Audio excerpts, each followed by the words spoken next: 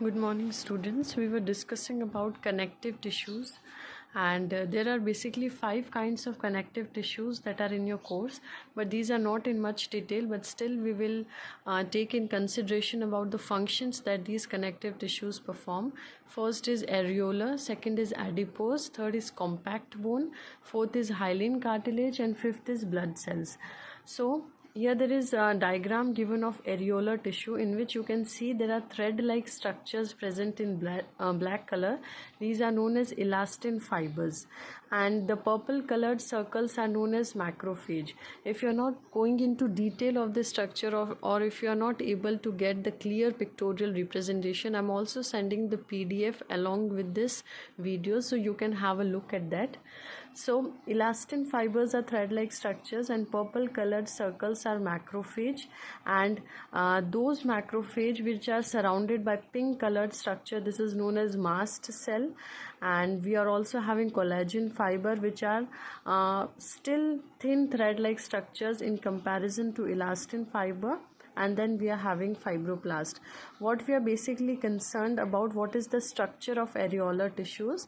Actually, it fills the space inside the organs and supports internal organs, and it also helps in repair of tissues. It is found between skin and muscles, around blood vessels and nerves, and in the bone marrow. Means it acts as a filler. So I can also say that it connects various organs. It connects skin and muscles. It connects blood vessels and nerves in the bone marrow. So it basically acts as filler, and these thread-like structures help in the tissue repair. Whenever any tissue ruptures or it needs maintenance, then this type of tissue is a boon. Next comes adipose tissue. Adipose tissue consists of these circular structures which are known as accumulated fats. These are present beneath our skin, and these are also known as adipose cells. They are having nucleus and cytoplasm like that of a normal cell. Blood vessels are present in the periphery or in the circumference of these adipose cells, and then we can see there are granule or pebbles like structure which are known as septum of connective tissue. This holds the cell together. Then we are having collagenous fiber which are also present in the periphery or in the intercellular space of these cells. Now what is the function of adipose cells is that they are fat storing tissue. Whenever our body will require extra energy or whenever our body is going through energy deficiency, then these fat cells will melt themselves and they will provide us with necessary energy. So these are fat storing tissues which are filled with fat globules, and as I told you, these are present beneath the skin and between internal organs. Next is compact bone. In compact bone, the direct question comes is that what kind of cells is contained or what kind of cells are present in compact bone. The specialized type of cells present in compact bone is osteocyte within a lacuna. Lacuna means the space between that or the gap. Now blood vessels are present, central canal is present, and canalically is present. Canalically is a trajectory or path like structure you can see here. So compact bone forms the framework which also anchors the muscles and supports the main organs of the body. Mainly compact bone, as the name is suggesting, it is connected with the muscles. It is strong and non-flexible tissue. We cannot say that it is related with the muscles, so it must be flexible because it is providing the connectiveness or strength. So it is strong and non-flexible, and bone cells known as osteocytes are embedded in a hard matrix that is composed of calcium and phosphorus. Wherever the term matrix comes, it is generally viscous with high density, and we can say that calcium and phosphorus is present. That's why it gives strength and it is non-flexible. Now two bones can be connected to each other by another type of connective tissue called ligament. Ligament is also responsible for connecting the tissue, and then tissue is very elastic and considerable in strength. So we can say ligament has elasticity, whereas compact bone does not have any kind of elasticity. Next is hyaline cartilage. Hyaline cartilage, we can see here that the cells are known as chondrocytes. In the previous slide, we said that cells are known as osteocyte. Here the cells are known as chondrocyte, and matrix present is known as hyaline matrix. They are widely spaced cells. There is a lot of space present between these cells, and here the matrix is composed of proteins and sugar.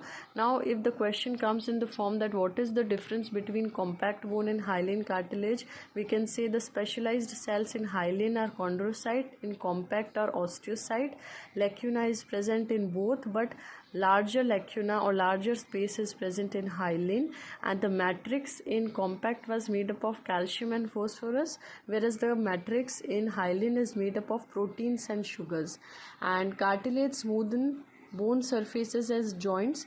We can also say that that was a kind of strong and non-flexible. It is a little bit soft, and it is present in the nose, ear, trachea and larynx. You can see that all these organs, nose, ear, trachea and larynx, they need some kind of relaxation and contraction, and they are not as hard as if we compare them with the bones. So wherever the softness is concerned, we can say that hyaline cartilage may be present. Now comes blood cells. Blood cells are of following types. We can see that blood has a fluid, and then we have neutrophils, plasma, RBC. Red blood cells are also known as eosinophils.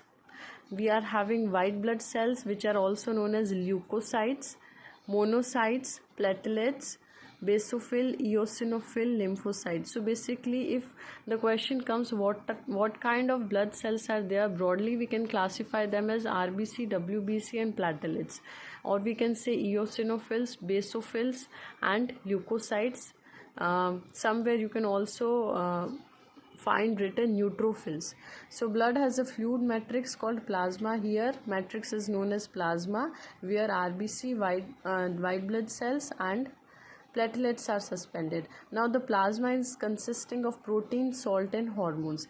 We can also say that blood is that kind of connective tissue which is responsible for the transportation of hormones within the body, or at the site organ where the hormone is required, and it also plays an important role in the transportation of gases, digested food, waste materials to different parts of the body. So blood is one of the very important connective tissue that is present, and without which the whole transportation or circulation would have stopped. So this was all for connective tissue. We have studied plant tissue, we have studied animal tissues, we have studied different types of connective tissue. Now this is the end of the chapter. So we are basically concerned with in-text questions and the back question that needs to be done after the completion of this chapter, and I am attaching the notes of whatever we have read today along with your class. So go through that and go with the book diagram also, so that you can have a clear idea of what we have learned today. Thank you.